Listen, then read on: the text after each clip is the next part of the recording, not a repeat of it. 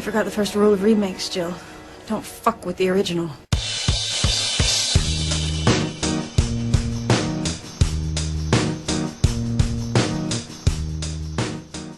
Hey everybody, welcome to a bonus episode of Don't F with the Original. With Nicholas, I'm the video game correspondent for Idiomatic. And I am Dimitri, editor-in-chief of Idiomatic.com and movie critic. Not that that's gonna help us in any way. Because today we're talking about music. As a lot of you know, June 21st is International Music Day. So, in this bonus episode, what we're gonna do is have a free-flowing conversation about pop song covers and remixes. Yeah, they don't have remakes, because that'd be a little silly. Yeah, a cover is just a remix with a different singer. I guess so, because they never use the actual real original music as well, so it is a remix as well. You're right. Because if they use the original music and a different singer, then it's called sampling. Unless it's Vanilla Ice that's taken something from David Bowie and Queen. He added a little tss at the end. You hear him in an interview, he had a little tss, so it's not exactly the same thing. Yeah, okay. So if you add a little tss, then it's called original material. Exactly. Or if you take something from Stevie Wonder and add the word gangster to it, suddenly it's your most important work. That should not be parodied ever. What are we referring to? Weird Al. Weird Al decided to make a parody of it called Amish Paradise, and he was completely opposed to it. He was like, no, you can't do that. It's my most serious song, even though it's a remix of another song. It's ridiculous. Yeah. Okay, but anyway, let's start the episode where it's all about music. I'll admit right away, I am not a music expert. I kind of wish Kazem was still around. She's in Vancouver, enjoying the rain. Good for her. So let's start with something I like to call Show and Tell, where we're going to talk about some of our albums that have cover songs in them. Why don't you get us started, Nick? Well, I'm going to talk about a group called the Mini Bosses. What they do is they basically choose 8-bit songs from the Nintendo era that were great from good games, and they use modern instruments, and they cover those songs. And the result is very impressive. You really feel like it's the song from the video game, just played with real instrument. It sounds great. They have 2 albums, one called Mini Bosses, and the other one called Brass. So I suggest both of them. And what are some of your favorite tracks on it? I like the Mega Man 2. That's probably the best one. The Castlevania one's also great, because the Castlevania was always known to have great music, but really my favorite one is Mega Man 2. Sounds fun. I actually really like video game music usually, like especially the 8-bit and 16-bit stuff, because that's the video games I mostly grew up with. Yeah. I used to drive my girlfriend absolutely nuts. And I mentioned this to you, which is silly, because you used to help me in doing that. Yes. I was just following along, man. Weird, what was it? The Mario level 1-2 underground music that we used to sing. Yeah. It was great because when we were with her roommate, we all sang it in canon just to drive my girlfriend nuts. And then when she said enough of that, we started singing the song from the Immortals, the Mortal Kombat theme song, Technotronic, which, somehow that did not calm her nerves in any right way. Nope. Good times. Good times. What about you, Dimitri? My recommendation for this little show and tell here, since this all started with a line from Scream 4, I thought I'd get us back to Scream for this little show and tell thingy, and talk about Red Right Hand by Nick Cave and the Bad Seeds. Now, that song is actually featured in the first 3 Scream movies, a different remix, a different version of it, all 3 of them, and all 3 versions are pretty freaking cool. In fact, for me, they're sort of the theme of Scream. And when Scream 4 started and it didn't have that song, Red Right Hand, I was like, what's going on? I was so confused. And throughout the entire movie, I kept waiting for that song to show up. It never did, and the credits showed up. I was like, what the hell? What? And I like Scream 4 a lot, but part of me was like, this is not a Scream movie. There's no Nick Caves and the Bad Seeds. They stole the essence. Totally. Red Right Hand, and totally. It's a great song. And contrary to popular belief, it is not a song about excessive masturbation. Oh, wow. You had to go there. Alright, well, on that note, let's start the episode proper. On that tasteful note. And talk about remixes and covers. Well, the first obvious question I have to ask is, do you like remixes and covers, Nick? No, I don't. And that comes from just empirical data. I've listened to a lot of them, and there hasn't been one that I've liked more than the original. So there's no real point to me in having remixes and covers, since I'm not going to say none of them. Very few of them I've heard are better or, compared to, but most of them are just horrible when you compare them to the original song. And why would I be listening to this when I could just go and listen to the original song? But aren't we back to that same discussion we had about movies where does a remake actually have to beat the original, or can it just be its own thing, It can be its own thing, but it's not like a movie where I'm going to spend 2 hours of my time sitting there watching it. If I hear the song and I'd rather have the original now, companies have all the video clips on YouTube now for promotional purposes. You hear that song and you're like, no, I'd rather listen to the original one. It's like a few seconds. You can just listen to the original one and, other songs from that artist at the same time. So I don't think there's really if you're not going to do a better job of it and people are not going to want to listen to it, they can have access a lot easier to the original one. Put the original one on their iPod instead and stuff like that. So I think you need to have a very good version of it so people can listen to it and not the original one. Yeah, I don't know. I don't really feel the same way because there's quite a few covers that I like. And we're going to talk exclusively about covers because I think remixes are different to a certain degree because it's the same artist. And I do find that the ratio of remixes that are actually better than the original is higher for remixes than for covers. Yeah. For example, there's the last album, not the last, but second to last album from The Police, where Sting sort of did a solid to his two friends from The Police and went them like, "Oh, I'm sorry, do you miss the limelight? I'm sorry, do you miss having fans? Okay, we'll do one more album." Yeah. And they redid all their songs, and they didn't want to do a compilation album because Sting was opposed to that. He was like, "Well, no, we should just re-record them," and they're all different versions of the song. Yeah. And those new versions are generally better. Like "Don't Stand So Close to Me," that version, the version that came later was way better than the original one. I don't find. I actually like I've heard the other version. I like it, but I do find the original better. Yeah. Yeah. But I can see what you did. When it's the same artist, they kind of understand their song and they can make it more relevant to the time. Yeah, change up the music, make it more modern, and I can see why that could be better. Well, even if it's a different producer that never really dealt with the artist, I know there's an Elvis remix that you like. Yeah, one of the rare exceptions from JXL. A little less conversation, and what they did is they kept Elvis's voice. They just made the music a lot more modern and more poppy. Is that an actual word? It's really poppy. It's more 70s-ish, I guess. Yeah, but it sounds, if you listen to that and you compare it to the original Elvis music, which is very 50s, 60s. Yeah, and it really puts you, the original music really puts you to sleep. Just listening to the music, but they changed the music, make it a lot more livelier, and they kept Elvis's voice, which is pretty much the essence of it. If you're gonna buy an album called Elvis #1, it should really have Elvis's voice on it. Yeah, but the original intent of that song was not to put on Elvis #1. It was added later on. Oh, was it? Yeah. It came out. The song came out 2 years before, and then they added like a last minute to the Elvis #1. Okay. But yeah, it was just for them to just remix an Elvis song and make it more modern, and yeah, it works. Yeah, no, I like that track a lot too. It's we're talking about a little less conversation. Yeah. It's a great track. I agree. And I think what's great about what the producers did with it is that they captured the essence of Vegas in sort of that rhythm. Yes, that's true. And Elvis and Vegas in his later years, way after he sang that song, it just became so attached to one another. So when you hear that and you hear the Vegas beat to it with Elvis's voice, you feel like, that's the way the song should have sounded because Elvis is so attached to Vegas now in his dead years. It's not him marrying people in that chapel there. No, it's not. It's sort of like Santa Claus. It's not him. It's actual little dwarves taking his place. He has a really big organization. He was taken by aliens. Okay.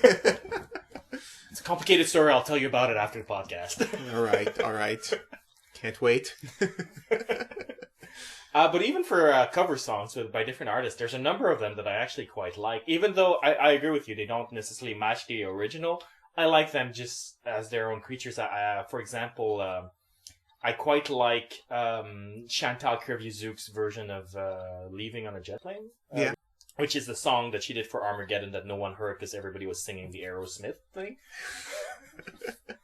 But it's actually a really good track. Like, she sings it very well. She has that sort of metal-y double voice thing that a lot of Canadian artists have, which is really neat. And no, I am not going to argue that it's better than the original version, but I just like listening to it just the same, you know? Okay.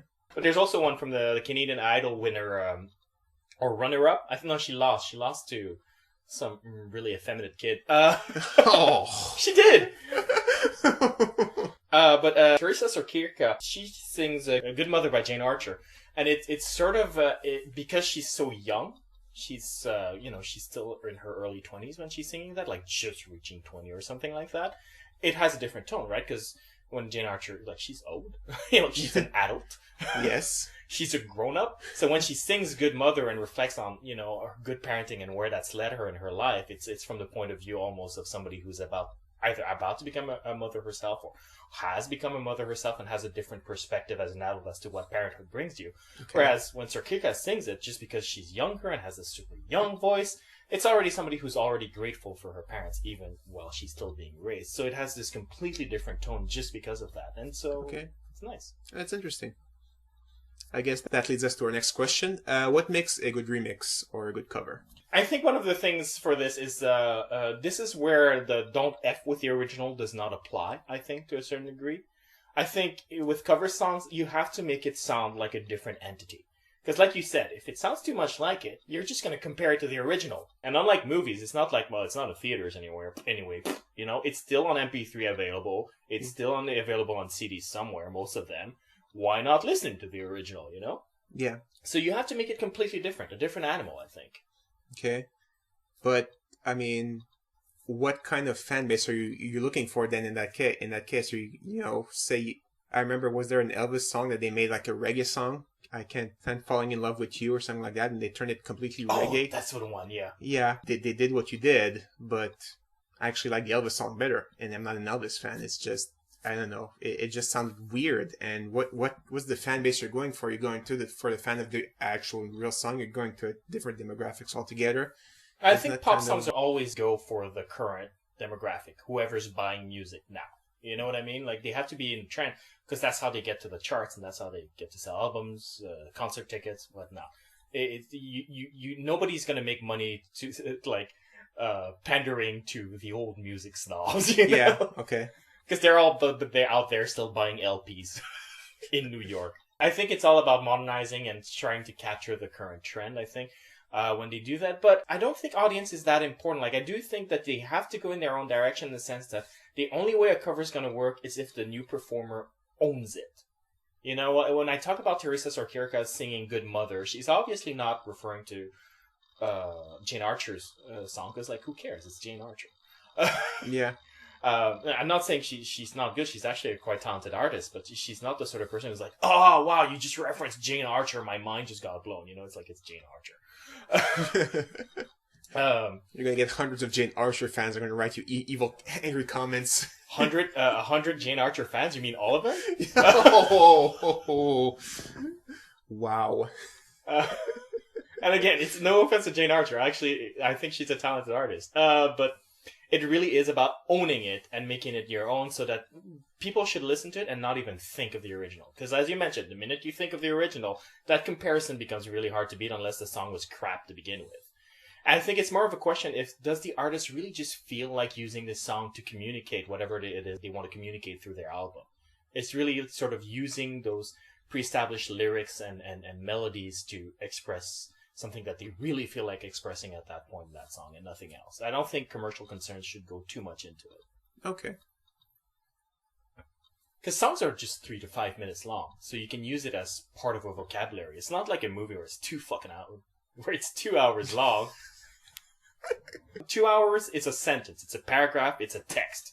Yeah. 3 minutes, you can use it as a word, as part of a grander text, which would be the album, if you know what I mean. Okay. I don't know, how do you feel about it? I don't know. Like I said, most of the covers or remix I heard are just trying to just sing that song didn't seem like they're trying to. Maybe I was just not listening. I'm listening to the song just to be entertained and to have something in the background while I do other stuff. So I hear that other song and it kind of bugs me because it's not like the one I used to know, and most of the time, if not all the time, it doesn't sound as good. So I guess the remixes and the covers that will work for me is if I don't know the original song and I hear that one and it's like, hey, this is a great song. Then, years later you learn, it's a cover of another song. Then, you don't bother. It doesn't matter. You don't listen to the original? I always do. Like, I didn't know Pilot very well. Selena Gomez sang. I quote unquote sang. Yeah. It's Magic. I say quote unquote because the girl is a big user of autotune. And again, nothing against Selena Gomez. I think she's actually a really charming actress, but her singing career is sort of an anomaly for me. I'm always curious, like, how did that happen? Because these are not your strength. But I heard Magic, and I thought, like, that's a nice catchy beat, but it has sort of this retro feel, and I certainly know that the writers that she currently has, that is not what they usually compose for her. So I suspect that this has to be a cover, because she sang that for the movie Wizard of Waverly Place. And I checked it out, and sure enough, it was the cover from from Pilot, and I discovered Pilot that way. Okay. Well, you need to know it's a cover. I mean, that's the thing. Yeah, and you had the intuition of saying, okay, it doesn't sound like what you normally sing, so it's probably a cover. But yeah, if you don't know, like me, most of the time I hear a song, and if I don't know if it's a cover, I'm not gonna search each and every song I hear is like, is this a cover or not? I just hear it, and to me, I guess a successful cover is you kind of take a song that's pretty obscure, and you bring it in the limelight, and you sing it, and you bring it to the public so that they can hear it. That to me would be something the kinds of cover I would enjoy. That's what I meant in a way about just going your own direction. You gotta own it, Yeah. The other way, it's like I gotta say, like I'm a fan of Glee. I wouldn't say I'm a big Gleek or anything. A what? Gleek. That's what they call themselves. Wow. Okay. I'm not, and I'll be straight right here. I think the music in Glee is usually crap. I watch it because I think the jokes are funny, but I think Jane Lynch is hilarious. But the music is like, so. But they of course mostly do covers. They started doing original songs lately, and wow, they're disastrous. But but the cover songs they do, and what I like is when they completely change the style of the song. Like they did Poker Face by, of course, Lady Gaga. Thank you. Yeah. And they did it as this sort of chamber music ballad thing, and it with just the piano. Wow. It sounds really cool. It sounds like really weird. It's like, what is that song? And everyone's like, and then you go like, boop, boop, boop, boop, Poker Face. I'm like, oh, that is that song. That's crazy. Wow. Yeah. It's pretty cool. They also improved on Kanye West's Gold Digger, mostly just by just singing it. Okay. They weren't just talking through it? Exactly. They sang it without autotune. So wow. Yeah, I know. Jamie Foxx's mind just exploded. And I like those again, and I find it's just really changing the style. It's sort of like if you could take a familiar song and make it sound like something new, you've got my attention. Okay. But there is exceptions to that. Like I think there are some where it just doesn't work. Yeah. Which I guess it might as well lead us to the next section of our conversation, which is pet peeves about remixes and covers. We just outlined that right away. It's like, oh, wow, we're being way too positive. Let's talk about what annoys us again. It is. Well, this is probably for everybody, and it's different for every person. But if there's a song you really, really like, you love that song, and you hear it completely butchered by somebody else, that can be a pet peeve. That's one of the pet peeves of mine. For example, "Every Breath You Take" by The Police, which was one of my great songs, a song I love, and you hear what P. Diddy did to it. Every time I heard that song, I wanted to just throw the radio on the floor. That song was crap to me, and that's a pet peeve. You take a good song and you completely butcher it. It just sounds wrong at the end. That's something I really hate. Can you be precise about what you mean by butchering it? Because to a certain degree, that just means it being bad. Like what? He took just the beat, and he couldn't. He just kind of talked to the beat of it, and it just sounded. It wasn't a good song. Is the main thing. You listen to it, it's like this is horrible. If an artist had showed up and the record company, a new artist showed up and hey, listen to this, can I want a contract? They would have said no, but it was P Diddy, so of course they're going to go with it. But the man has furs. Yeah, it was just a horrible song that should not have been made ever. Well, I don't like that song either, and I certainly won't reproach P Diddy. I know that he took that song as a tribute to a deceased friend. Yeah, I know that, and I think it makes it even worse. But but what I mean is that I don't like the song either. I think his cover of it is utter crap. But I mean, I won't reproach him for taking that song if that's the song that he. How can I say this? It's weird because I'm very ambivalent about that specific topic. It's his choice of song because that song is about stalking. Yeah. It's not about love. And he took the song and he didn't really change the lyrics that much. A little bit, but not too much. I'll be watching you. He said, I'll be missing you. Yeah. And it's sort of like, it's weird that you take a song about stalking and change a few words to evoke grief. It's weird. And it's distracting. It's sort of like, I know how you feel about your friend. I'm not questioning that, and I don't want to be disrespectful towards that. But at the same time, your choice of song invites so much derision about that. It's like it's so hard for me not to make jokes about it right now, and I don't want to because he misses his friend. I don't want to make fun of that, but at the same time, it would be so easy. Yeah, and I think that's the problem. Is like Canadian Idol or American Idol. If you watch those, Jake Gold always says it to the contestants who. For those not familiar with how the contest worked, welcome from outside from under that rock you've been living in. Yeah. The contest rules has them singing songs from different artists and blah, blah, blah. And they have to do covers for, 10, 12 consecutive weeks, essentially. Yeah. And he keeps criticizing a lot of the young singers going like, well, if you're going to make this your own, you actually have to understand the song. Have you paid attention to what the lyrics are? Like, he keeps complaining about that a lot of times where they sing songs with a completely inappropriate tone.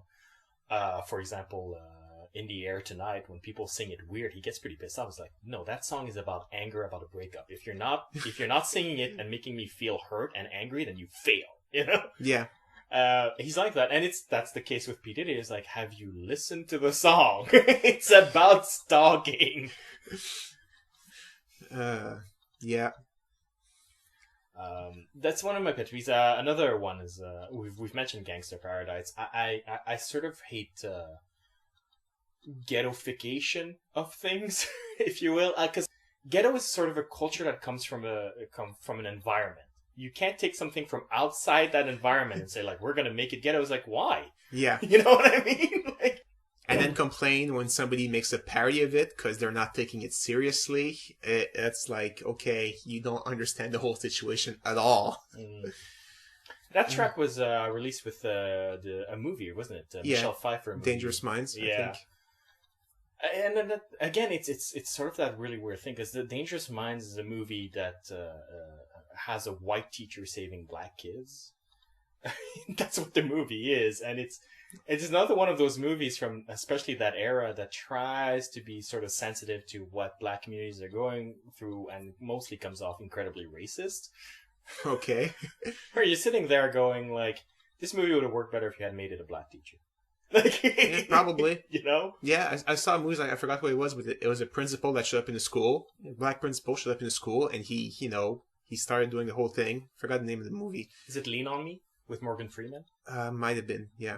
But he just threw out all the drug dealers and drug users, and you were going to make the school, work or something, and he had to do illegal stuff to make the school better, and he had to pay. But anyway, that was a good movie. But if the principal had been white and he had done all that thing, that wouldn't have worked. Yeah. So I can see where you're going there. I am going out of my way to get like a lot of letters today. I guess you are. Other pet peeves you have? Well, mine's not going to get any letters, probably. But one thing that's very prevalent in Quebec, because people in Quebec, they know their own culture, and that's about it. So artists take songs that are in English, they translated them in French, and they sing them using the same music, same everything. It's just It's a translated song. So it doesn't even have the same flow, the same rhythm, the same nothing. It's just the lyrics in French. And people are like, wow, this is a new song. It's awesome. And they try and pass it off as a new song as well. They kind of mention it as a passing, now it's a cover, but then, it's all about that song. I just hate that. I gotta say, that's not just to Quebec. Like, Asian countries do that an awful lot. Okay. As someone who's of Vietnamese origins, I have to sit through an awful lot of absolute crap Vietnamese pop. Okay. That TT songs that also misinterpreted. Like, it's the thing you have to understand about pop music being translated into Asian languages is that most Asian languages already have a musicality to them, so it's actually remarkably difficult to do. Okay. Because, there are some songs you can't sing just because it will go against the accent of certain words. So it's really hard to do. So they all tend to be, really slow ballads where they can actually sort of deviate a little bit. Or diva songs, because the singer already deviates all the time. Celine Dion. Oh. I'm sorry, the woman cannot keep a note without starting to go like, I'm going to do this and riff there and riff there. Yeah, that's true. And it's so bad. They're so awful. It's just terrible. But you know what's worse? Is when they just outright change the lyrics and sing about something stupid instead. With like same melody, but just like different lyrics that are really dumb. Where you talk about Quebec, the French do that, had an artist called Joe Dassin. Who's a very talented vocalist. But he would take songs from The Doors and add like really, really dumb lyrics to them about like mosquitoes biting him.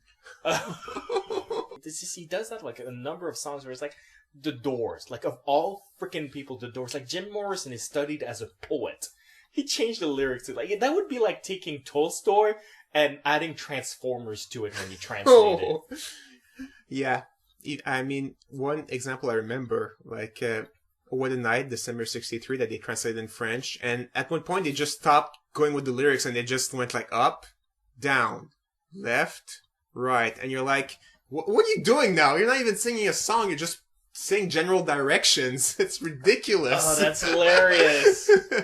You should add, raise your hands in the air, like you just don't care. Oh, the day that a French artist actually translates that, hands in the air like that, he's getting like tons of angry emails. I'm creating hundreds of email addresses just to spam him. That would be it. I would love to see that, actually. I would love to see who figures out how to make that rhyme, actually. Yeah. I just figured it out. Oh, don't do Mettez it. vos mains dans les airs, comme pour tout laisser faire. Oh, wow. And those who speak French, I hope you enjoyed that.